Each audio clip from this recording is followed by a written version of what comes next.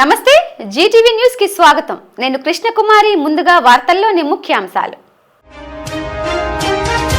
కదం తొక్కిన వైసీపీ యువత పోరు నిరసన. యువతకు ఎన్నికల ముందు ఇచ్చిన హామీలను వెంటనే అమలు చేయాలని డిమాండ్ చేసిన నేతలు.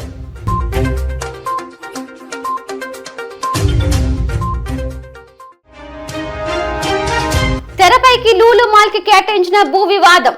ఆ భూమికి హక్కుదారులు ఉన్నారంటూ మీడియా ముందుకు వచ్చిన న్యాయవాదులు.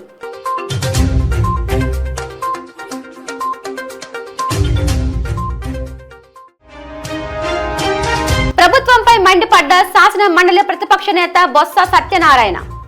రాష్ట్రంలో రాజకీయాలు దిగజారిపోయాయంటూ ఎద్దేవా.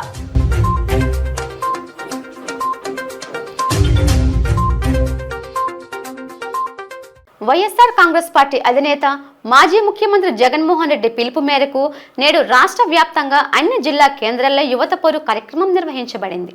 అందులో భాగంగా విశాఖ జిల్లా పరిషత్ కూడలి నుండి కలెక్టరేట్ వరకు జిల్లా అధ్యక్షులు కేకే రాజు సారథ్యంలో వైసీపీ శ్రేణులు నిరసన ర్యాలీ గావించారు. వారిని నియంత్రించేందుకు పోలీసులు ఎంత ప్రయత్నించినా బారికేడ్లను తోసుకొని మరీ సీఎం డౌన్ డౌన్ అంటూ నినాదాలు చేస్తూ ర్యాలీని కొనసాగించారు. ముఖ్య నాయకులు కలెక్టర్కి వినతి పత్రం అందజేసిన అనంతరం మీడియాతో మాట్లాడారు. రాష్ట్రంలో విద్యార్థులు పడుతున్న ఇబ్బందులను ప్రభుత్వం దృష్టికి వెళ్లాలన్న ఉద్దేశంతో ఈ కార్యక్రమం చేపట్టామని తెలిపారు. ఎన్నికల ముందు ఇచ్చిన హామీలను కూటమి ప్రభుత్వం అమలు చేయడం లేదని ఆరోపించారు. కూటమి ప్రభుత్వం వచ్చిన తరువాత వాలంటీర్లను, ఎండియు ఆపరేటర్లను తొలగించిందని, ఎన్నికల ముందు ఇచ్చిన హామీలను వెంటనే అమలు చేయాలని డిమాండ్ చేశారు. ఉద్యోగుల తొలగింపు ప్రక్రియను వెంటనే ఆపాలని, నిరుద్యోగ భృతిని అమలు చేయాలని కోరారు. జాబ్ క్యాలెండర్ను వెంటనే విడుదల చేసి 20 లక్షల ఉద్యోగాలను కల్పించాలని డిమాండ్ చేశారు. కూటమి పాలనలో నిరుద్యోగం పెరిగిపోతుందన్నారు. యువతకు ఉపాధి అవకాశాలు కల్పించాలని, పరిశ్రమలు సీఎం చంద్రబాబును చూసి రావడం లేదని, ఇస్తున్న రాయితీలు చూసి వస్తున్నాయన్నారు. యువతకు కూటమి ప్రభుత్వం న్యాయం చేయాలని, అంతవరకు తమ పోరు కొనసాగుతుందని హెచ్చరించారు. చంద్రబాబు నాయుడికి శాశ్వతమైన జవాబు అందిస్తారన్నమాట. They can't retain the leadership for long time. ఎప్పుడు జమిలీ ఎలక్షన్స్ వచ్చినా కానీ అత్యధిక మెజార్టీలతో 175 నియోజకవర్గాలు కూడా గెలిచాం. జగన్మోహన్ రెడ్డి గారు ముఖ్యమంత్రిని చేస్తాం. కూటమి ప్రభుత్వం, ముఖ్యంగా చంద్రబాబు నాయుడు గారు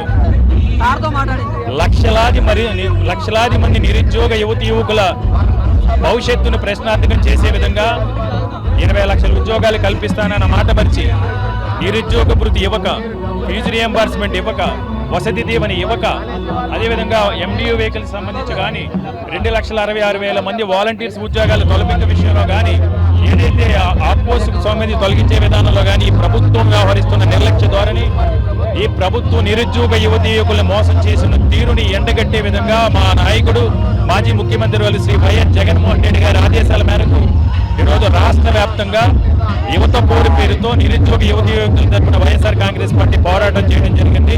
పేదల హృదయాల్లో మంచి స్థానాన్ని పొందిన గొప్ప వ్యక్తి దివంగత పల్లా సింహాచలమని ఆంధ్రప్రదేశ్ శాసనసభాపతి చింతకాయల అయ్యన్నపాత్రుడు తెలిపారు. విశాఖ జిల్లా గాజువాక సమీపం కాపు జగ్గరాజుపేట వద్ద పల్లా సింహాచలం సంస్మరణ సభ ఏర్పాటు చేశారు. ముందుగా సింహాచలం కుమారులు పల్లా శంకర్రావు, ఎమ్మెల్యే పల్లా శ్రీనివాసరావుతో కలిసి సింహాచలం చిత్రపటానికి పుష్పాంజలి ఘటించి నివాళి అర్పించారు. అనంతరం ఆయన మాట్లాడుతూ ప్రజల హృదయాలను గెలుచుకున్న వారే నిజమైన నాయకుడిగా గుర్తింపు పొందుతారని, ఆ కోవకు చెందిన వారే సింహాచలమని కొనియాడారు.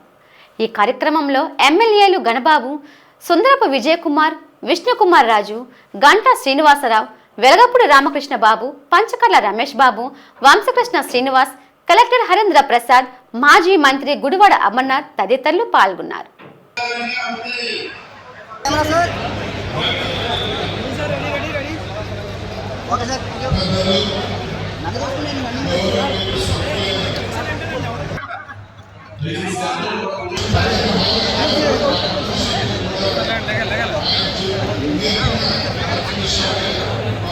కూటమి ప్రభుత్వం అధికారంలోకి వచ్చి ఏడాది కాలం పూర్తయిన సందర్భంగా సుపరిపాలనలో తొలి అడుగు పేరిట రాజధాని అమరావతిలో ప్రత్యేక సమావేశాన్ని రాష్ట్ర ప్రభుత్వం నిర్వహించింది. వెలగపూడి సచివాలయం వెనుక భాగంలో ఏర్పాటు చేసిన ప్రత్యేక వేదికపై సుపరిపాలనలో తొలి అడుగు సమావేశాన్ని నిర్వహించారు. కూటమి అధికారంలోకి వచ్చి ఏడాది పూర్తయిన జూన్ 12వ తేదీన ఈ కార్యక్రమం నిర్వహించాలని భావించిన అహ్మదాబాద్లు సమీపంలో జరిగిన ఘోర విమాన ప్రమాదం దృష్ట్యా వాయిదా వేశారు. ఈ సమావేశంలో ఏడాదిలో చేపట్టిన పాలనా సంస్కరణలు, తీసుకొచ్చిన మార్పులు, అందించిన సంక్షేమం, రాష్ట్ర అభివృద్ధికి చేసిన కృషిని సమీక్షించుకునేలా ప్రభుత్వం ఈ కార్యక్రమాన్ని నిర్వహించనుంది. వచ్చే 4 ఏళ్లలో ప్రజల ఆకాంక్షలను నెరవేర్చడంతో పాటు అభివృద్ధి లక్ష్యాలను ఎలా సాధించాలన్న అంశంపై ప్రధానంగా దృష్టి పెట్టనున్నారు. ఈ కార్యక్రమానికి అన్ని జిల్లాల ఎమ్మెల్యేలు, మంత్రులు, ఎంపీలు హాజరయ్యారు. స్వల్పకాలిక అభివృద్ధి లక్ష్యాలతో పాటు వికసిత ఆంధ్రప్రదేశ్ సాధన కోసం స్వర్ణాంధ్ర 2047 విజన్ లాంటి దీర్ఘకాలిక ప్రణాళికలన్నీ కూడా కూటమి ప్రభుత్వం రూపొందించి అమలు చేస్తోందని, పోలవరం ప్రాజెక్ట్, అమరావతి రాజధాని నిర్మాణం, రాష్ట్రానికి పరిశ్రమలు పెట్టుబడులను తీసుకురావటం, 20 లక్షల మందికి ఉద్యోగ అవకాశాల కల్పన తదితర అంశాల్లో వేగంగా అడుగులు వేసేలా చర్యలు తీసుకోవాలని ముఖ్యమంత్రి చంద్రబాబు నాయుడు దిశానిర్దేశం చేశారు.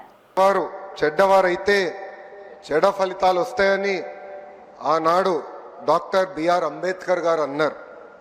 గత 5 ఏళ్ల విధ్వంస పాలన మనందరం చూసాం. 10 లక్షల కోట్ల అప్పు చేశారు. ఆంధ్రప్రదేశ్ని అప్పుల ప్రదేశ్గా మార్చేశారు. ఒక కొత్త కంపెనీ తీసుకురాకపోగా ఉన్న కంపెనీల్ని పక్క రాష్ట్రానికి తరిమేసే పరిస్థితి మనందరం చూసాం. దేశంలో ఎక్కడైనా పెట్టుబడులు పెడతాం కానీ ఒక్క ఆంధ్ర రాష్ట్రంలో మటుకు మేము పెట్టుబడులు పెట్టమని ఆనాడు లూలు సంస్థ ఏకంగా బహిరంగంగా చెప్తాం జరిగింది. అలాంటి పరిస్థితిలో ఆనాడు ఆంధ్ర రాష్ట్రం ఉంది. ఒక్క రోడ్డు వేయలేదు, కనీసం రోడ్డు పైన ఉన్న గుంటలు కూడా ఆనాడు పూడ్చలేదు. ఒక్క సాగునీటి ప్రాజెక్ట్ పూర్తి చేయలేదు.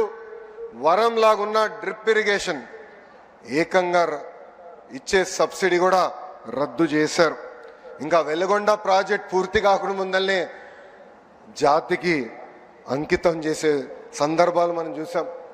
కప్పుడు నీళ్లు పోసి కుప్పంకు నీరు తీసుకొచ్చామని ఆనాటి పాలకులు అన్నారు. కడప స్టీల్ ప్లాంట్కి 2 సార్లు శంకుస్థాపన చేశారు. అక్కడ కనీసం ఒక్క ఇటుక కూడా పడలేదు. ఇంకా విశాఖపట్నంలో ఒక్క వ్యక్తి బతికేదానికి 700 కోట్లతో ఒక రాయల్ ప్యాలెస్ కట్టుకున్నారు తప్ప విశాఖ ఉక్కు గురించి కానీ అదేవిధంగా రైల్వే జోన్ గురించి ఏనాడు మాట్లాడలేదు. 5 ఏళ్ళు అరాచక పాలన శంకుస్థాపన చేశారు. అక్కడ కనీసం ఒక్క ఇటుక కూడా పడలేదు. ఇంకా విశాఖపట్నంలో ఒక్క వ్యక్తి బతికేదానికి 700 కోట్లతో ఒక రాయల్ ప్యాలెస్ కట్టుకున్నారు తప్ప విశాఖ ఉక్కు గురించి కానీ అదేవిధంగా రైల్వే జోన్ గురించి ఏనాడు మాట్లాడలేదు. 5 ఏళ్ళు అరాచక పాలన ప్రజలు చూశారు. ఏకంగా దళితుల్ని చంపి డోర్ డెలివరీలు చేసిన రోజులు ప్రజలు చూశారు. కోవిడ్ సమయంలో మాస్క్ అరిగినందుకు ఒక డాక్టర్ని ఎంత కిరాతకంగా చంపారో ప్రజలు చూశారు.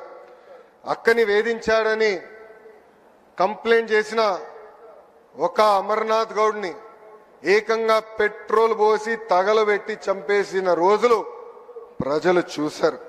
ప్రశ్నిస్తే లాఠీ దెబ్బలు, కేసులు, అరెస్టులు. ఇంకా విధ్వంస పాలనపై ప్రజలు తిరుగుబాటు చేశారు. అందుకే పెద్ద ఎత్తున కూటమిని ప్రజలు ఆశీర్వదించారు, దీవించారు.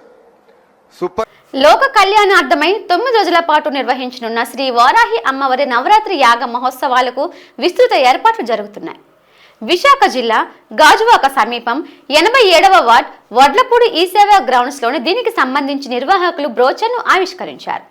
శ్రీమాన్ ఇరగవరపు వెంకటవాసు స్వామి పర్యవేక్షణలో వెంకట హరీష్ శర్మ ఈ కార్యక్రమాన్ని ఈ నెల 26 నుంచి జూలై 5వ తేదీ వరకు నిర్వహిస్తున్నారు. ముఖ్య అతిథులుగా పాల్గొన్న ward corporator bonda Jagan, BJP నేత కన్నంరెడ్డి నరసింగరావులు మాట్లాడుతూ వారాహి అమ్మవారు శక్తిగల దేవతని పేర్కొన్నారు. అటువంటి మహిమాన్విత మాత్రం దర్శించుకునేలా ఇక్కడ ఏర్పాట్లు చేస్తున్నారని, ఇది గొప్ప మహద్భాగ్యంగా భావించి వేడుకల్లో పాల్గొనాలని కోరారు. ఈ కార్యక్రమంలో పండితులు రాజేష్ శర్మ, సాగి విజయరామరాజు, సోంబాబు, జీవి అప్పారావు తదితరులు పాల్గొన్నారు. అలాంటిది మన దగ్గరికే మరి ఈవేళ అనేకమైన హోమాలు. చాలామంది సిద్ధాంతుల దగ్గరికి వెళ్తే మీరు ఈ హోమం చేసుకుంటే మంచిది, మీరు ఈ హోమం చేసుకుంటే మంచిది అని చెప్పేసి వాళ్ళు చెప్తారు. కానీ నేరుగా మన దగ్గరికే వచ్చి మన గ్రౌండ్లోనే శరం గారి ఆధ్వర్యంలో అలాగే వాసురామ్ గారి సారథ్యంలో ఒక మంచి వారాహిమాత పూజా కార్యక్రమాలు ఏర్పాటు చేసినందుకు ఎక్కువ శాతం స్వామి భక్తులు ఎక్కువ, ఈ ప్రాంతంలో అజ్ఞాతకం పెరిగింది.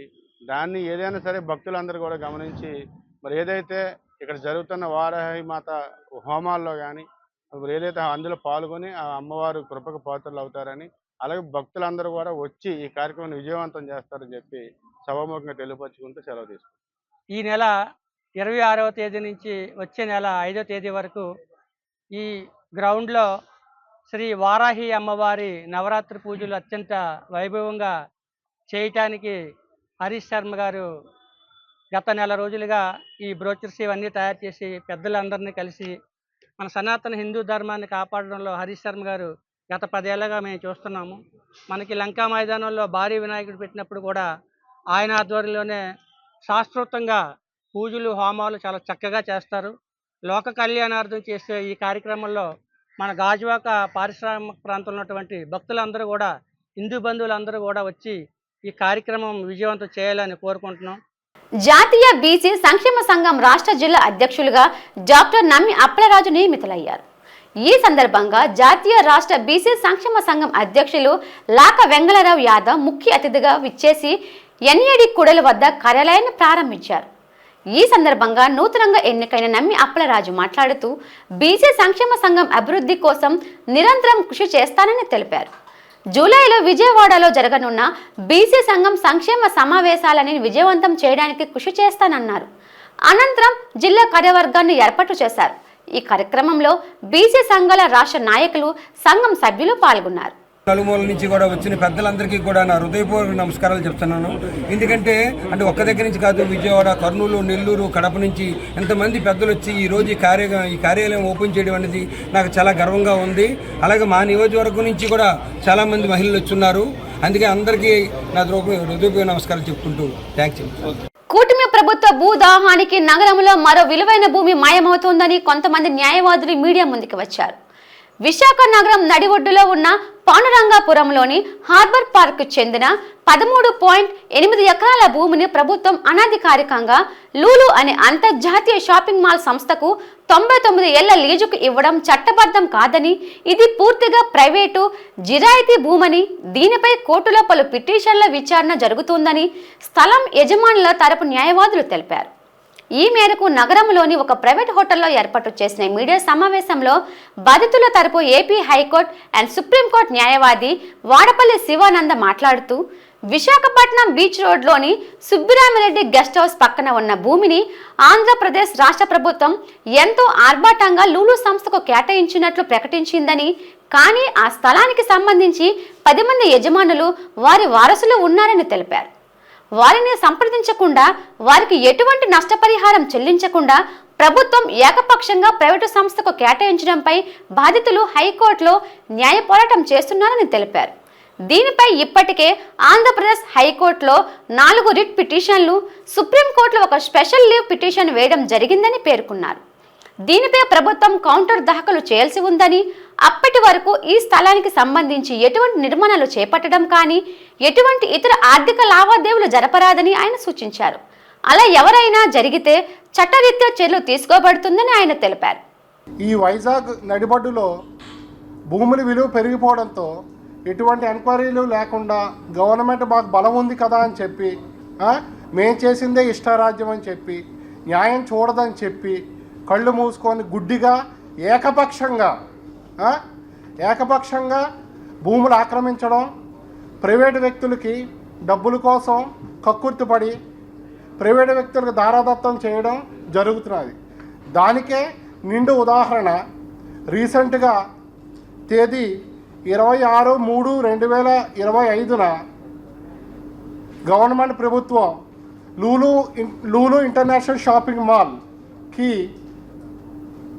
Harbour park Pandurangapuram survey number 1011/A1A2 survey నెంబర్లో సుబ్బిరామిరెడ్డి గారి గెస్ట్ హౌస్ పక్కన ఏకపక్షంగా భూమిని కబ్జా చేసి 13 ఎకరాలు కబ్జా చేసి అది గవర్నమెంట్ భూమి అని చెప్పి ఎటువంటి ఎంక్వైరీలు చేయకుండా, ఎవరిని ఓపెన్ ఆక్షన్కి పిలవకుండా ఏకపక్షంగా భూమి Lulu shopping international shopping mall వాళ్ళకి 99 సంవత్సరాలకి 6 కోట్ల రూపాయలు నామినల్ అమౌంట్ లీజ్గా ఇస్తూ 99 సంవత్సరాలకి లీజ్గా ఇస్తూ అన్యాక్రాంతం చేయబడింది. దానికి ఒక ఉదాహరణ ఈ లూలు షాపింగ్ మాల్. ఇప్పటి వరకు ఈ విషయం ఎవరికీ తెలియదు. లూలు ఇంటర్నేషనల్ షాపింగ్ మాల్కి కేటాయించబడిన స్థలం గవర్నమెంట్ భూమి అని అందరూ అనుకుంటున్నారు, కానీ అది పచ్చి అబద్ధం. గవర్నమెంట్కి కూడా ఎక్కడ ఖాళీ స్థలాలు కనిపిస్తే అక్కడ బోర్డులు పాతీసి ఎటువంటి ఎంక్వైరీ లేకుండా 22A లిస్టులో లేకుండా అడిగిన వాడు ఎవడో లేడని చెప్పి మాదే పవర్ బలం అని చెప్పి వాళ్ళకి సోర్స్ ఎలాగొచ్చిందో కూడా కనీస ఇన్ఫర్మేషన్ ఎక్కడా లేకుండా గవర్నమెంట్ రికార్డులు తారుమారు చేసి భూమిని కబ్జా చేయడం జరుగుతున్నది. 4 రిట్ పిటిషన్స్ ఈ లూలు ఇంటర్నేషనల్ షాపింగ్ మాల్కి కేటాయించబడిన స్థలానికి వ్యతిరేకంగా హైకోర్టులో పెండింగ్ ఉన్నాయి. ఇలా హైకోర్టులో పెండింగ్ ఉంటుండగా కూడా వీళ్ళు అసలు ఎటువంటి రెస్పాన్స్ ఇవ్వకుండా మాదే రాజ్యం అని చెప్పి భూమి పూజ కూడా చేయడానికి రెడీ అయిపోతే అప్పుడు ఏం చేయాలో అర్థం కాక మేము సుప్రీంకోర్టు తలుపులు కూడా తట్టడం జరిగింది. దాన్ని సుప్రీంకోర్టులో జీడీ నెంబర్ జనరల్ డైరీ నెంబర్ 22976/2025 సుప్రీంకోర్టులో స్పెషల్ లీవ్ పిటిషన్ పెండింగ్లో ఉంది. ఇదే లూలు ఇంటర్నేషనల్ షాపింగ్ మాల్ మీద. ఈ రకంగా ఇన్ని కేసులు పెండింగ్లో ఉన్నా సరే గవర్నమెంట్ ఆఫ్ ఆంధ్రప్రదేశ్ ఈ కేసులు ఏమీ పట్టించుకోకుండా ఈ లూలు ఇంటర్నేషనల్ షాపింగ్ మాల్ విషయంలో ముందుకు వెళ్ళిపోతున్నది. గడిచిన సంవత్సర కాలంలో మెడికవర్ క్యాన్సర్ ఆసుపత్రిలో సుమారు 30 బోన్ మ్యారో ట్రాన్స్ప్లాంటేషన్ను విజయవంతంగా నిర్వహించినట్లు ఆసుపత్రి medical oncology chief consultant doctor Ramavardev తెలిపారు. ఈ మేరకు ఆసుపత్రిలో ఏర్పాటు చేసిన విలేకరుల సమావేశంలో బిఎంటీకి సంబంధించిన వివరాలను వైద్యులు వివరించారు. అత్యాధునిక పరిజ్ఞానంతో అనుభవజ్ఞులైన వైద్యుల పర్యవేక్షణలో బోన్ మ్యారో చికిత్సను తమ ఆసుపత్రిలో నిర్వహిస్తున్నామని తెలిపారు. బోన్ మ్యారోలో ఉన్న అరుదైన వ్యాధులకు సైతం తమ ఆసుపత్రిలో వైద్యం అందిస్తున్నట్లు పేర్కొన్నారు. బిఎంటీపై ప్రజల్లో ఉన్న అపోహలను నివృత్తి చేస్తూ అతి తక్కువ ధరకు అందిస్తున్న వైద్యాన్ని వివరించారు. ప్రపంచ స్థాయి మౌలిక సదుపాయాలతో దేశీయ నైపుణ్యంతో ఆసుపత్రి సేవలు అందిస్తుందని తెలిపారు. విశాఖలో ప్రపంచ స్థాయి రక్త క్యాన్సర్ బోన్ మ్యారో ట్రాన్స్ప్లాంటేషన్లో మెడికవర్ క్యాన్సర్ ఆసుపత్రి అందిస్తున్న సేవలు కొనియాడబడుతున్నాయని హర్షం వ్యక్తం చేశారు. ఈ సమావేశంలో ఆయనతో పాటుగా క్లినికల్ హిమటాలజీ వైద్యురాలు సాహిత్య, అనస్థీసియా డాక్టర్ ప్రవీణ్ తదితరులు పాల్గొన్నారు. సో అదొక ప్రక్రియ ఉంటుంది, దానికి ఒక ప్రాసెస్ ఉంటుంది. దీన్నే బోన్ మ్యారో ట్రాన్స్ప్లాంటేషన్ అంటారు. దీంట్లో ఆపరేషన్ పెద్ద ఆపరేషన్ చేయడం కానివ్వండి, లేదంటే రేడియేషన్ ఇవ్వడం కానివ్వండి, అలాంటివి ఏమి ఉండవు. ఈ ప్రాసెస్కి ఈ ప్రొసీజర్స్కి అంటే సక్రమంగా చేస్తే 90% సక్సెస్ అయ్యే ఛాన్సెస్ ఉంటుంది. బోన్ మ్యారో ట్రాన్స్ప్లాంటేషన్కి ఎందుకు చేయాలి, అవసరం ఏముంది అంటే, బోన్ మ్యారో ట్రాన్స్ప్లాంటేషన్ కొన్ని క్యాన్సర్స్కిను కొన్ని బినైన్ కండిషన్స్కి క్యూరేటివ్ ఆప్షన్స్ ఉంటుందండి. అంటే cancers like leukemia, high risk leukemia కానివ్వండి, హై రిస్క్ లింఫోమా కానివ్వండి, వీటికి మనము బోన్ మ్యారో ట్రాన్స్ప్లాంటేషన్ చేసినట్టయితే క్యూర్ అయ్యే అవకాశాలు ఎక్కువగా ఉంటాయి. అదేవిధంగా benign conditions like sickle cell anemia, thalassemia, aplastic anemia, Fanconi's anemia లాంటి కండిషన్స్, వీటికి ఏంటంటే బోన్ మ్యారో ట్రాన్స్ప్లాంటేషన్ తప్ప వేరే ఆప్షనే లేదు. ఇప్పుడు ఫర్ ఎగ్జాంపుల్ ఇప్పుడు థాలసీమియా ఉంది, ఏప్లాస్టిక్ అనీమియా ఉంది, బోన్ మ్యారో ట్రాన్స్ప్లాంటేషన్ చేస్తే క్యూర్ అయ్యే అవకాశాలు ఉంటాయి. వాళ్ళకి ఇంకో లైఫ్ ఇచ్చినట్టు అవుతాం మనం. సో ఈ ఫెసిలిటీస్ ఇక్కడ ఉన్నాయని చెప్పి చాలామందికి తెలియదు. ఇంతకుముందు బోన్ మ్యారో ట్రాన్స్ప్లాంటేషన్ చేయాలి, లేదంటే ఏదైనా హెమటలాజికల్ కండిషన్స్ ట్రీట్మెంట్ తీసుకోవాలి అంటే మనందరికీ తెలిసిందే, సిఎంసి వెల్లూరుకి వెళ్ళిపోవడము, లేదంటే హైదరాబాద్కి ఎక్కడికైనా వెళ్ళిపోవడము లాంటివి జరుగుతాయి. ఇప్పుడు అక్కడ వెళ్ళాల్సిన అవసరం లేదు, ఎందుకంటే సిఎంసి వెల్లూరు నుంచి ట్రైన్ అయిన ఫిజిషియన్ డాక్టర్ సాహిత్య గారు, she a lead bone marrow transplant physician.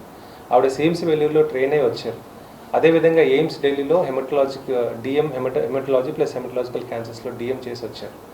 అదేవిధంగా మన ప్రవీణ్ గారు critical care chief physician.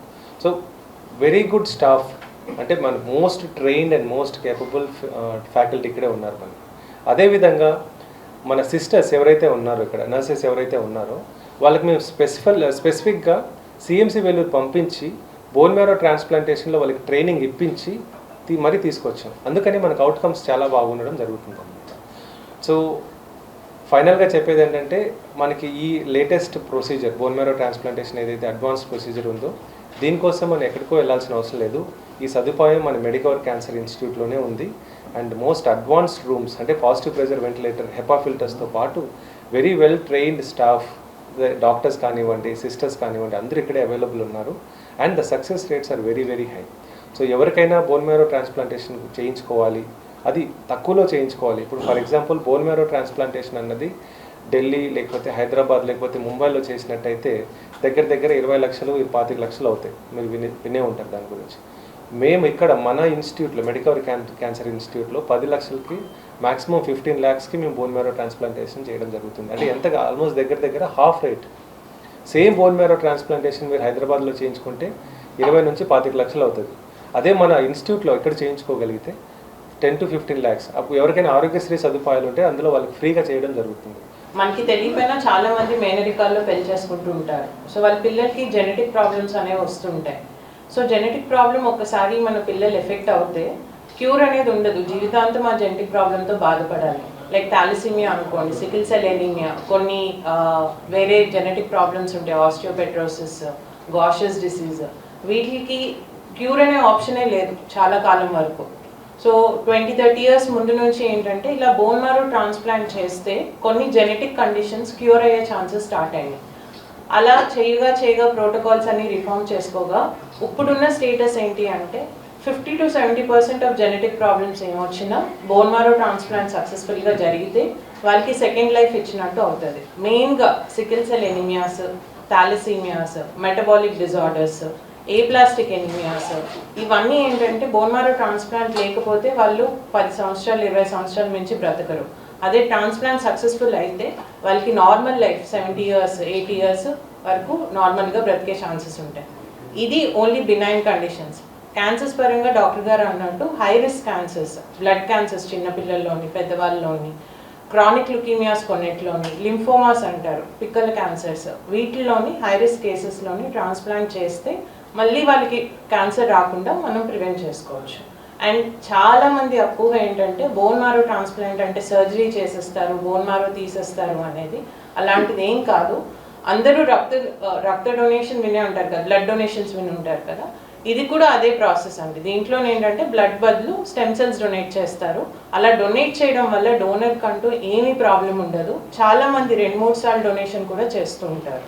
So bone marrow transplant అనేది డోనర్స్కి అబ్సల్యూట్లీ సేఫ్, వాళ్ళకి ఏమీ ప్రాబ్లం ఉండదు. అండ్ అలా ఇవ్వడం వల్ల రిసిపియన్స్ అంటే స్టెమ్ సెల్స్ తీసుకున్న వాళ్ళకి సెకండ్ లైఫ్ ఇవ్వడం జరుగుతుంది.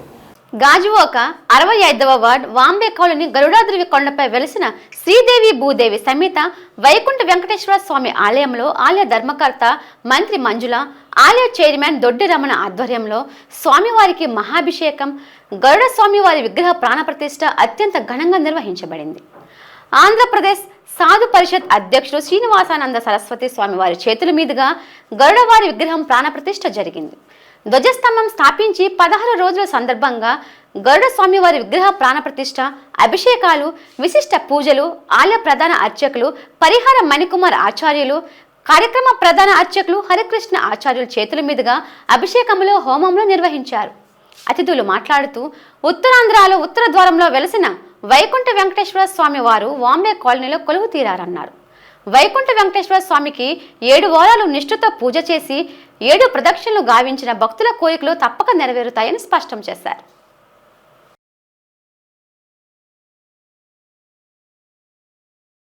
రాష్ట్రంలో రాజకీయం దిగజారిపోయిందని, అధికార పార్టీ వైఖరి అందుకు కారణమని శాసన మండలి ప్రతిపక్ష నేత బొత్స సత్యనారాయణ ఆరోపించారు. నేడు విశాఖలో జరిగిన మీడియా సమావేశంలో ఆయన మాట్లాడుతూ మాజీ ముఖ్యమంత్రి పర్యటనకు తగ్గట్టుగా భద్రత కల్పించకపోగా పర్యటనలో జరిగిన ప్రమాదానికి మొత్తం బాధ్యత వైసీపీపై నెట్టడం ప్రభుత్వ చౌకబారుతనానికి నిదర్శనంగా ఉందని స్పష్టం చేశారు. ఒక మాజీ ముఖ్యమంత్రి వచ్చి పర్యటనకి వెళ్తే ఆ పర్యటనలో కొట్టొచ్చినట్లు పోలీసు వైఫల్యం కనిపించడమే కాకుండా జరిగిన పరిణామాలు చూస్తుంటే అందుకు దిగజారి అనిపిస్తుంది. ఓ మాజీ ముఖ్యమంత్రి వెళ్ళినప్పుడు ఓ పార్టీ అధ్యక్షుడు 40% ఓటు శాతం ఉన్న ఓ పార్టీ అధ్యక్షుడు వెళ్ళినప్పుడు వారికి ఇవ్వాల్సిన భద్రత ఇవ్వకపోవడం కాకుండా మొదటి రోజు వచ్చి పోలీసు ఒక మాట చెప్పి తర్వాత వచ్చి అధికారంలో ఉన్న ముఖ్యమంత్రిలో లేకపోతే ముఖ్యమంత్రి తాబేదారులో వారు చెప్పిన తర్వాత మళ్ళీ మాట మార్చి ఏ రకంగా రాష్ట్రంలో పరిపాలన ఉందో చూస్తున్నాం. దానికి ముందుగా ఈ ఈటీవీ, ఈ ఏబిఎన్, ఈ TV5 వాళ్ళు వచ్చి కథనాలు, డిబేట్లు, స్కోలింగ్లు, ఆ తర్వాత పోలీస్ ఇన్వెస్టిగేషను. అంటే ఎంత దిగమరిపోయింది, ఎంత దిక్కుమాలిపోయింది వ్యవస్థ అనే దానికి ఉదాహరణ. అండర్లైన్ చేసుకోండి. నేను ఎప్పుడు ఇలాంటి మాటలు వాడను, దిగజారిపోవడం, దిక్కుమాలిన అనే మాటలు ఎందుకు వాడుతున్నా అంటే అంత సౌకపారైపోయింది. ఆ రోజు వెళ్ళినప్పుడు ఒక యాక్సిడెంట్ జరిగింది. యాక్సిడెంట్లో ఒక వ్యక్తి వచ్చి చనిపోయాడు. చనిపోయిన మాట వాస్తవం. యాక్సిడెంట్ జరిగిన మాట వాస్తవం. ఆ స్వయాన్న ఎస్పీ గారే ప్రకటించారు. ఏమని? ఒక కాన్వాయ్లో మాజీ ముఖ్యమంత్రి వెళ్తున్న కాన్వాయ్లో ఉన్న ఆ కాన్వాయ్ వెహికల్ కాకుండా ఇంకో వెహికల్ వచ్చి సో నెంబర్తో ఉన్న వెహికల్ వచ్చి గుద్దింది.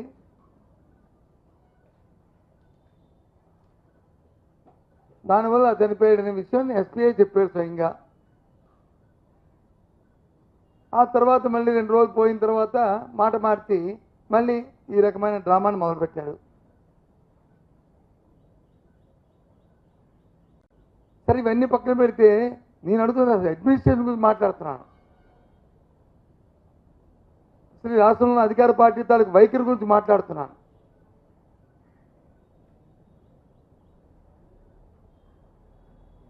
చంద్రబాబు నాయుడు తాలూకా తత్వాన్ని గురించి మాట్లాడుతున్నాను. అందుకే దిగజారిపోయింది రాజకీయాలు, వ్యవస్థ వచ్చి దిక్కుమాలిపోయింది అని అనడానికి కారణం అది. ఎలక్షన్ ఎన్నాళ్ళైంది? సంవత్సరం అయింది. సంవత్సరంలో 2 ప్రోగ్రాంలు మేము పెట్టాం. ఒకటి వచ్చి ఎంత ఎత్తినా దాని స్పందన ఉన్నాయి. కారణం ఏంటి? అదే 5 సంవత్సరాల్లో తెలుగుదేశం పార్టీ వైసీపీ అధికారం ఉన్నప్పుడు 3 సంవత్సరాల వరకు రోడ్డు మీదకి వచ్చారా మీరు? ఎక్కడైనా కార్యక్రమాన్ని పెట్టారా మీరు? చేయగలిగారా? ఏంటి ఇది? నేను చూస్తున్నాను గత 2 రోజుల నుంచి కొంతమంది మంత్రులు అయితే ఇష్టారాజ్యంగా మాట్లాడుతున్నారు. మా దగ్గర మాకు శుద్ధులు నేర్పుతున్నారు మాకు రాజకీయాల్లో. ఆ భాష, ఆ మాటలు చూస్తుంటే ఏ రకంగా ఉన్నాయో.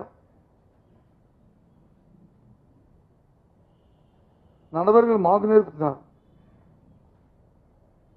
గుడివిందకంత మచ్చలాగా ఉంది వాళ్ళ తాలూకు తత్వాలు చూస్తుంటే. వాళ్ళ చరిత్రలోనూ, వాళ్ళ తాలూకా కార్యక్రమాలను, వాళ్ళు చేస్తున్న పనులను, వాళ్ళ ఊరిలో జరుగుతున్న కార్యక్రమాలు చూసుకుంటే వాళ్ళకి తెలుస్తుంది.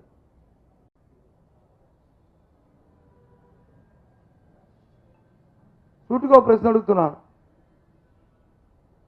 మాజీ ముఖ్యమంత్రికి ఎంటైటిల్ కాదా అవునా భద్రత ఇవ్వాల్సిన బాధ్యత ప్రభుత్వానికి ఉందా లేదా? గత ప్రభుత్వంలో చంద్రబాబు నాయుడు గారికి ఎప్పుడైనా ఎక్కడికైనా వెళ్తానంటే నువ్వు వెళ్ళడానికి వీల్లేదని ఆక్షన్కి ఎప్పుడైనా పెట్టామా?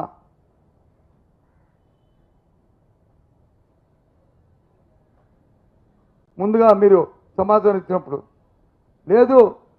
అధికారం లేకపోయినా ఇవాళ డిప్యూటీ సీఎం కింద పవన్ కళ్యాణ్ ఆ రోజు వెళ్తామంటే ఎక్కడైనా వెళ్ళడానికి ముందుగా సమాచారం ఇస్తే మీరు వెళ్ళడానికి వీల్లేదని చెప్పి ఎక్కడైనా ఆంక్ష పెట్టామా? చెప్పనండి. ఎప్పుడైనా జరిగిందా? ఇది ప్రజాస్వామ్యం. ఇది ఎవరి సొత్తు కాదు. ప్రజాస్వామ్యంలో భారత రాజ్యాంగంలో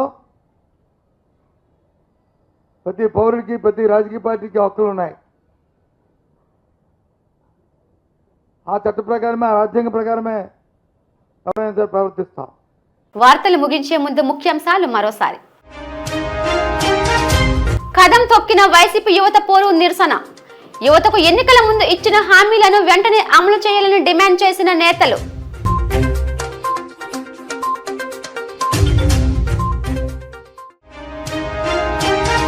తెరపైకి లూలు మాల్ కి కేటాయించిన భూ వివాదం. ఆ భూమికి హక్కుదారులు ఉన్నారంటూ మీడియా ముందుకు వచ్చిన న్యాయవాదులు.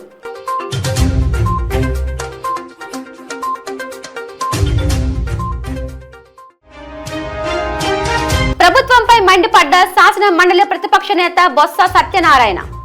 రాష్ట్రంలో రాజకీయాలు దిగజారిపోయాయంటూ ఎద్దేవా.